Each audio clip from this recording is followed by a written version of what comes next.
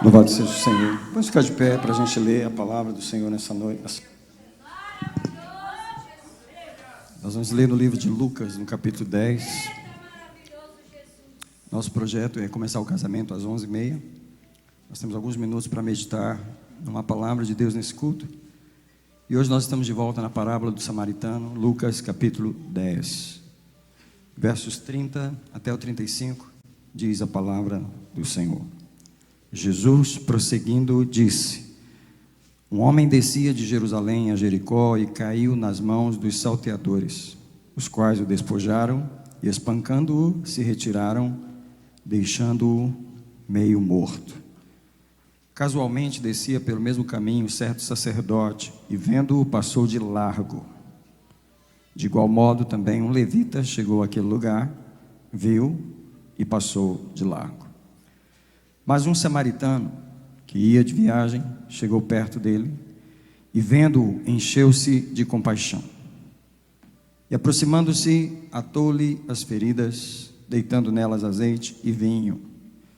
E, pondo-o sobre a sua própria cavalgadura, levou-o para uma estalagem e cuidou dele. No dia seguinte, tirou 2 denários, deu-os ao hospedeiro e disse: Cuida dele, e tudo que gastares a mais eu te pagarei quando voltar. Antes de nós sentarmos, diga essas palavras diante do Senhor. Senhor, fala comigo. Protege a tua palavra nos meus ouvidos. Eu amarro agora todo espírito que tenta roubar a palavra. Eu declaro e decreto o domínio do Senhor neste lugar. Eu proclamo que Jesus domina a partir do pregador, a última pessoa que está sentada neste banco. Eu declaro a glória de Jesus nesse momento sobre nós e nossa atenção na sua palavra. Obrigado, Deus, por nos alimentar mais uma vez, em nome de Jesus. Pode sentar diante do Senhor. Mantenha a Bíblia aberta. Hoje eu vou pregar um pouco mais rápido e mais objetivo. Eu quero que você observe o versículo 30 desse texto, pois ele diz assim: Jesus, prosseguindo, disse: Um homem descia de Jerusalém a Jericó. Parando nessa frase, eu queria dizer que nós temos uma caminhada, todos nós estamos aqui numa caminhada. Porém, a nossa caminhada na terra, ela sempre tem interrupções. Jesus disse que o homem estava descendo de Jerusalém para Jericó na sua viagem normal, como se faz uma viagem para um lugar, de um lugar para o outro. Mas a viagem não terminou tão bem assim. Quantas vezes a nossa viagem não termina bem? Quantas vezes a gente não chega no nosso destino, porque no meio do caminho acontece uma coisa. Sempre acontece alguma interrupção. Nesta manhã, mesmo que eu pregue rápido, você pode receber a palavra de Deus no seu coração.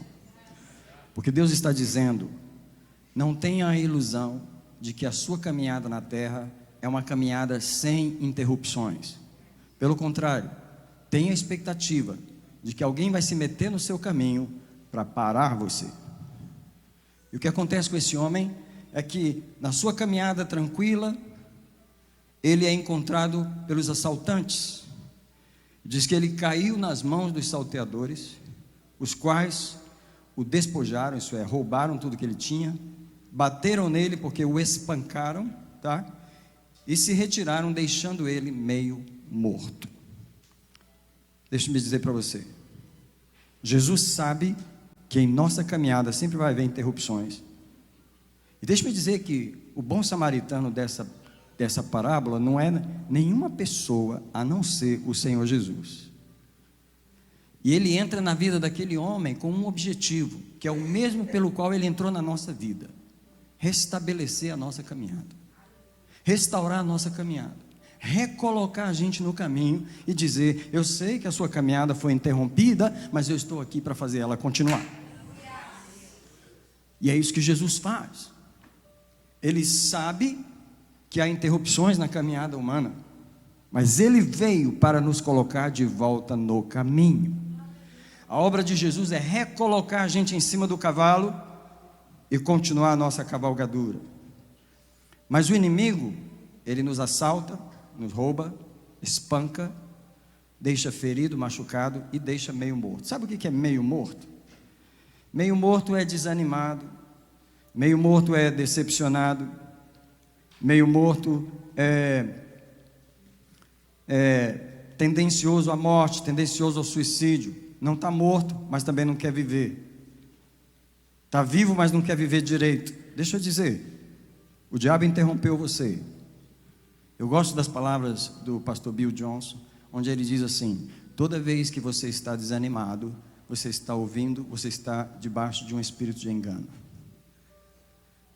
Porque quem interrompeu você para parar de caminhar, quem falou para você que não vale caminhar, quem desanimou o seu coração, foi um espírito maligno, esse mesmo que assaltou o homem, que deixou ele meio morto. Deixa eu dizer que há muita gente viva dentro da igreja que está meio morto, espancado, ferido. A sua caminhada foi interrompida. Parece que eu estou falando de todo mundo aqui. Quem aqui nasceu e nunca foi interrompido? Quem aqui nasceu e nunca foi contrariado? Quem aqui nasceu e nunca foi parado na sua estrada e teve que levantar para recomeçar a caminhada? Agora eu vou pedir a gentileza de levantar a mão. Quem aqui já teve que recomeçar de novo na vida? Por quê? Alguém entrou no nosso caminho, tentou parar a gente, feriu, machucou, deixou a gente assim, ó, meio morto. Agora, deixa eu dizer, não é só o inimigo que tenta parar a nossa caminhada. O próprio cansaço da jornada faz a gente parar. Isaías capítulo 40, o verso 29 diz assim: que os jovens se cansarão e os mancebos cairão. Isso é, os mais fortes de nós se cansa. Tem gente aí com 16 anos que está pior do que alguns de 60. Tem gente aí com 25 que está... A própria caminhada cansa a gente e a gente quer parar. Por isso que o Senhor fala: mas os que esperam no Senhor renovarão as suas forças. E preste atenção ao restante do versículo, porque quando ele fala renovarão as suas forças, caminharão, isso é, voltarão para o caminho, voltarão à caminhada. Caminharão e não se fatigarão, andarão e não se cansarão, porque o objetivo de Deus sempre é... Alguém diga comigo: o Senhor veio hoje restabelecer a minha caminhada. Eu não sei onde você parou, onde você fez plano de parar, onde você teve que parar, onde você foi forçado a parar, mas Jesus está dizendo: ei, eu vim aqui para te levantar. Agora, eu queria levar você para o versículo 31. Os irmãos sabem que os bebês têm que ficar lá atrás, no berçário, em algum lugar, se ele, né? Então é o seguinte, versículo 31, olha só o versículo 31. Casualmente descia pelo mesmo caminho um certo sacerdote, e vendo-o passou de largo. De igual modo, um levita chegou àquele lugar e viu e passou de largo. Eu queria que você prestasse atenção numa coisa aqui.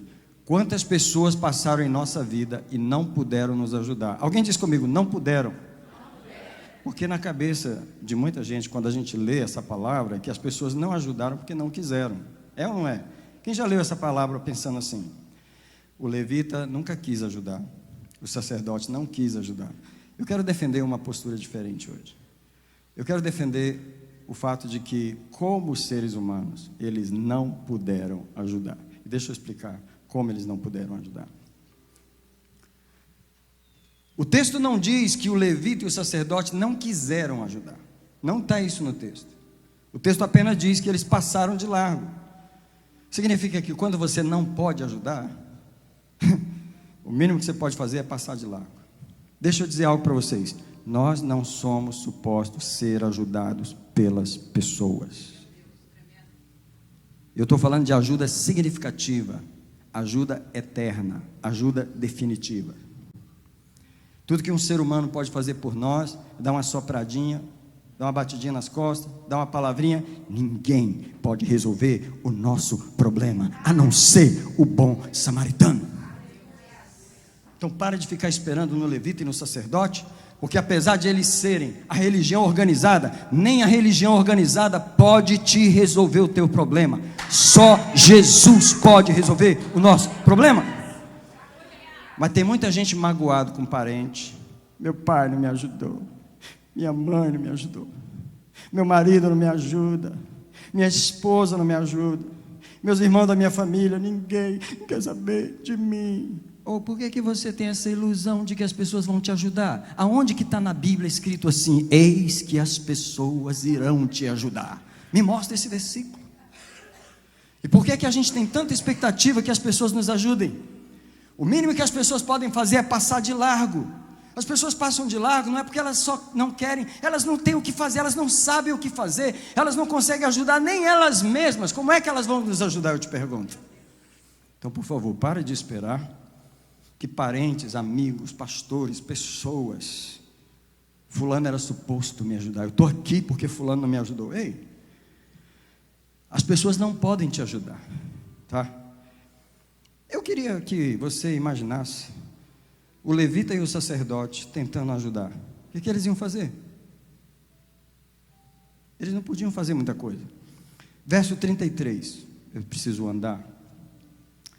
Mas um samaritano que ia de viagem chegou perto dele e, vendo-o, encheu-se de compaixão. Deixe-me falar sobre esse samaritano. Jesus está falando dele mesmo.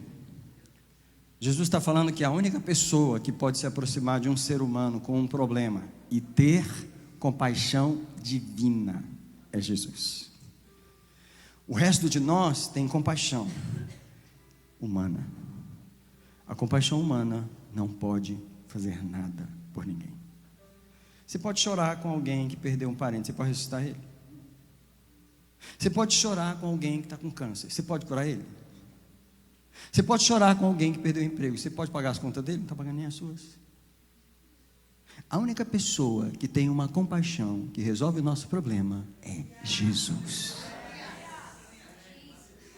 E a primeira coisa é que você tem que ter expectativa na compaixão de Jesus e não na compaixão das pessoas.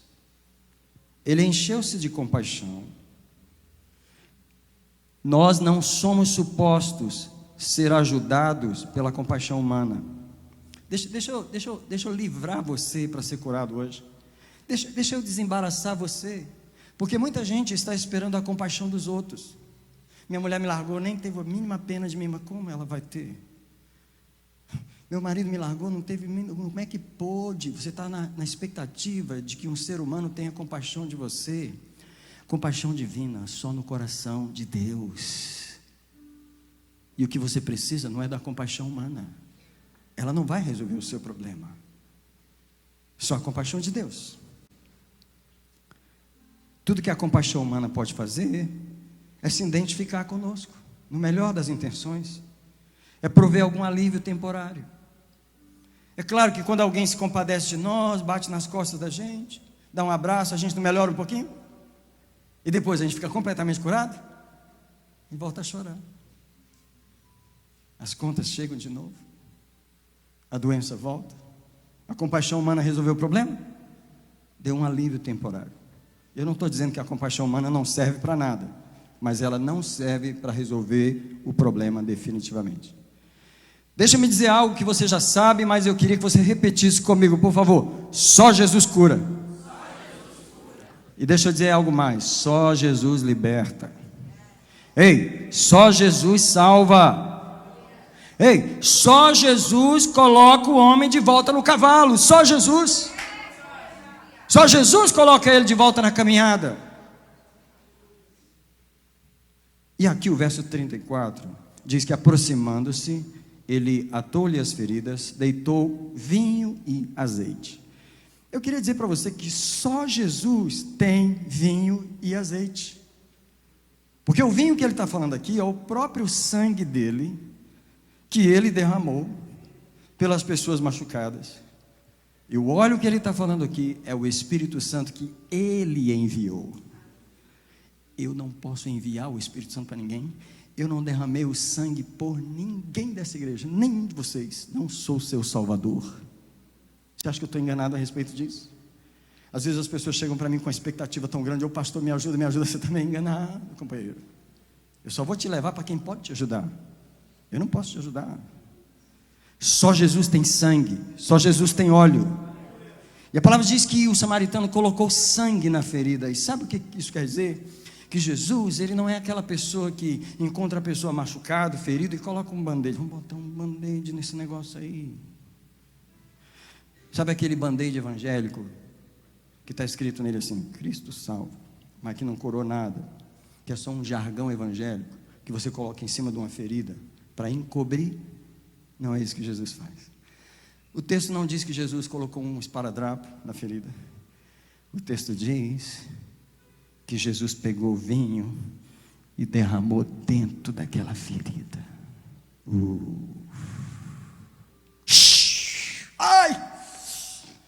Jesus não foge de ferida, aquelas que você encobre.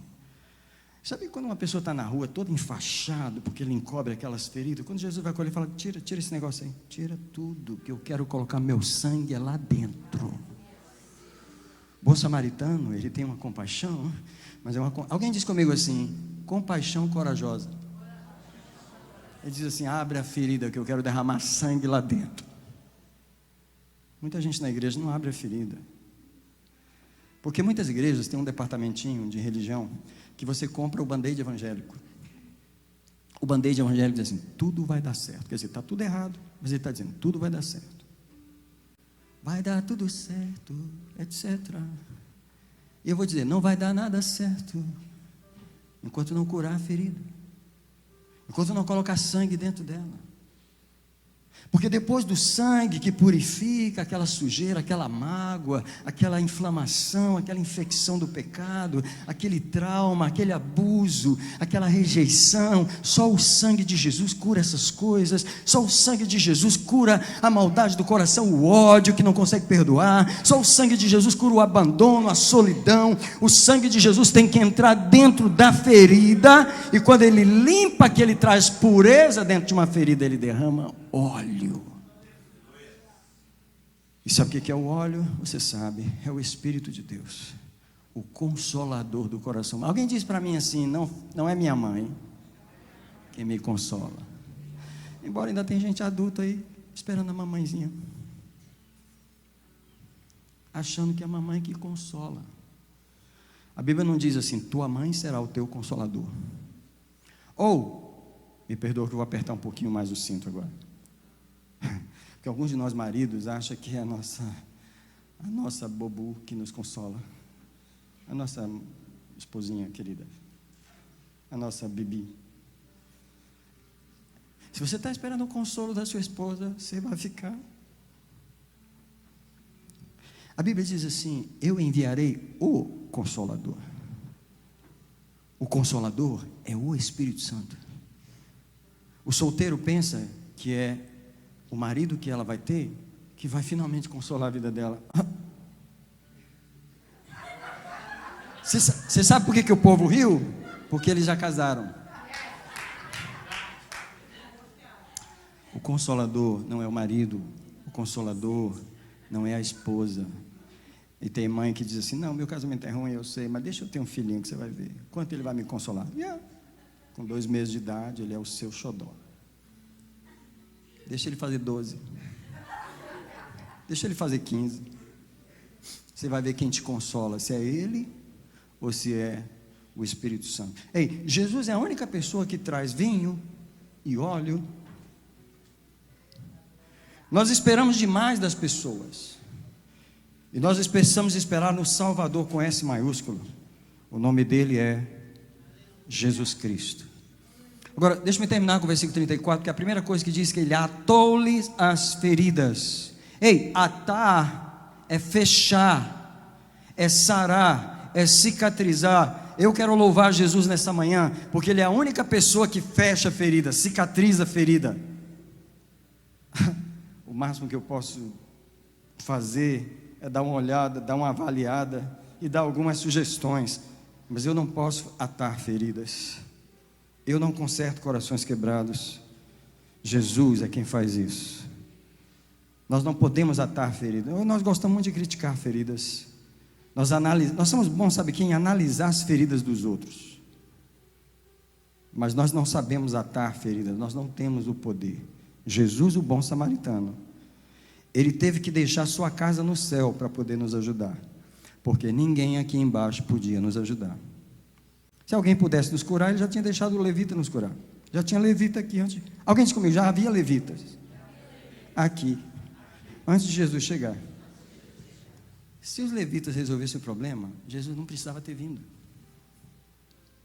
Já havia sacerdotes aqui há centenas de anos antes de Jesus chegar. Se eles resolvessem o problema, Jesus não precisava ter descido. A única pessoa que sara o problema do homem é o bom samaritano. Alguém quer louvar Jesus um minutinho? Alguém quer dar glória a Ele um minutinho? Alguém quer dar graças a Jesus um minutinho? Alguém quer se desprender da expectativa das pessoas? Dizer, Jesus, Tu és o único que pode me curar. E sabe o que Jesus faz? Eu quero terminar aqui, porque hoje a minha pregação teve que ser cortada, né? Mas eu vou terminar agora. Eu não sei se você notou essas palavras no versículo 34. Ele colocou azeite e vinho e colocou sobre a sua cavalgadura. Isso aqui eu preciso falar. Isso aqui eu preciso falar, porque me assustou tremendamente essa revelação. Eu nunca tinha visto isso. Mas a palavra sua estava dizendo que quando Jesus colocou o homem de volta no cavalo, não foi o mesmo cavalo do qual ele caiu. Foi o cavalo de Jesus. Porque desse cavalo ninguém te derruba.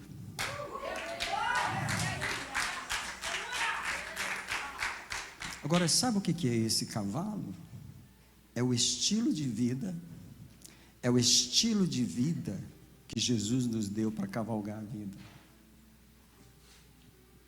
Ninguém cai desse cavalo. Agora, se você está cavalgando em outro cavalo, alguém pode te derrubar a qualquer hora. Aliás, você caiu, ou eu caí, ou todos nós caímos, porque estávamos cavalgando o nosso próprio cavalo. Eu não sei se você leu a história com cuidado, mas uma das coisas que eu encontrei nessa história, ontem à noite, quando Deus estava falando comigo, é que o cavalo do homem sumiu na história. Que quando Jesus encontra com você, uma das coisas que Ele faz desaparecer, e tem que desaparecer, é o velho estilo de vida que trouxe você àquela situação. Você só caiu porque estava cavalgando o cavalo errado. O inimigo só te derrubou porque você andava no seu próprio cavalo, nos seus próprios pensamentos, na sua própria forma de viver. Mas quando Jesus restaura você, Ele não te põe de volta no velho cavalo. Ele te põe de volta na sua própria cavalgadura, da qual você não cai mais. Alguém quer dar graças ao Senhor por essa revelação? Deixa eu te provar que você não cai mais desse cavalo. Provérbios 4, versículo 11. Eu ainda tenho 1 minuto para pregar. Provérbios 4, versículo 11. Olha como a Bíblia prova que você não cai desse cavalo. Quando é o cavalo de Jesus. Toda vez que você cair do cavalo, como Paulo caiu, é porque você está cavalgando o cavalo errado. Caiu do cavalo no casamento? Estava cavalgando o cavalo errado. Caiu do cavalo nas finanças? Estava cavalgando o cavalo errado. Caiu em depressão, caiu no cavalo da depressão, estava cavalgando o cavalo errado. Ninguém cai do cavalo de Jesus. Capítulo 4 de Provérbios, o versículo 11 diz assim: eu te ensinei o caminho da sabedoria, e eu guiei-te nas veredas da retidão. Ele está falando assim: eu te ensinei a cavalgar no meu cavalo. E aí o verso 12 diz o quê? Quando andares, não se embaraçarão os teus passos, e se correres, não tropeçarás. Quando você vê crente andando e caindo, e tropeçando e levantando, é porque está andando no cavalo errado. My God, my God, my God, my God. Como vocês vão me dar 1 minuto de sobra, eu vou ler o versículo 35, e aí é o último. O que diz o verso 35? Diz que no dia seguinte ele tirou 2 dinheiros, deu ao hospedeiro e disse assim: cuida dele para mim, e tudo que gastares mais eu te pagarei quando eu voltar. Depois que Jesus faz a a limpeza na ferida, coloca óleo e azeite, coloca em cima da sua própria cavalgadura, que é a palavra de Deus. Ele entrega essa pessoa a quem? Ao Espírito Santo. E ele fala assim: escuta, eu vou de viagem, eu vou voltar, mas eu vou voltar. Enquanto isso, você cuida dele para mim. Enquanto isso, você continua o processo de... Alguém levanta as mãos para receber o Espírito Santo nessa manhã? Alguém recebe o Espírito de Deus nessa manhã e diz: cura as minhas feridas. Continua o processo que você começou, exalta a tua obra, continua essa obra maravilhosa que você começou na minha vida até a volta de Jesus. Você é aquele que está cuidando de mim. Ele me entregou nas suas mãos, Espírito Santo, eu sou a sua obra. Cuida de mim até Jesus voltar. Vamos ficar de pé nesse momento, aí mesmo, sentar, isso é, aí mesmo onde você está. Vamos ficar de pé um minutinho, vamos orar ao Senhor, encerrando oficialmente o culto com essa oração. Alguém estende as duas mãos ao Senhor, por favor. Irmãos, eu sei que Deus falou com pessoas aqui nessa manhã. E sabe o que Deus falou? Algumas pessoas entenderam que estavam no cavalo errado. E eu queria dar essa oportunidade às pessoas de oficialmente abrir mão desse cavalo. Alguém quer vir aqui na frente orar um minuto só? E dizer para Deus: eu quero largar esse cavalo hoje. Esse cavalo de onde eu caí, eu quero largar ele hoje. Hoje eu quero abandonar. Mais alguém que caiu desse cavalo aí, ficou todo ferido, machucado, sem vontade de viver, caminhando um cavalo errado. Jesus está dizendo: eu quero tirar esse cavalo da sua vida. Tem mais gente. Eu nem acredito que você quer levar esse cavalo velho para casa. Eu não acredito que você quer levar o cavalo velho para casa hoje. Jesus está recebendo o cavalo velho aqui, ó. E sabe o que ele está fazendo? Dá um cavalo novo.